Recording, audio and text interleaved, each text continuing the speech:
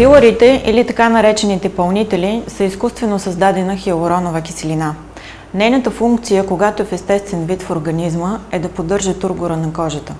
С течение на времето хиалуроновата киселина намалява и кожата изглежда отпусната и сбръчкана, а лицето придобива уморен вид.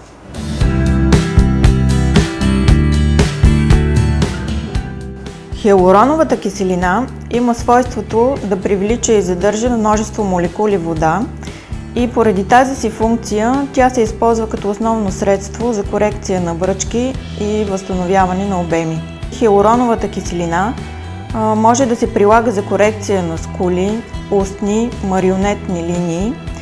Това са бръчките, които започват от ъглите на устните и придават тъжен вид на лицето. Също така на корекция подлежат зоната около очите и под тях.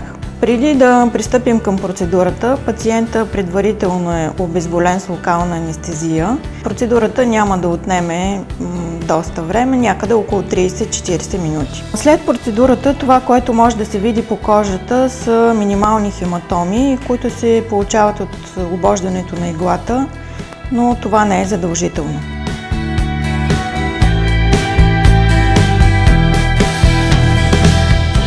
Готова е пациентката.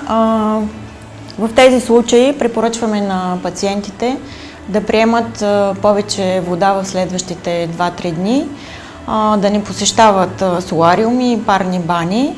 Ако се налага корекция, тя ще бъде извършена след около 2-3 седмици.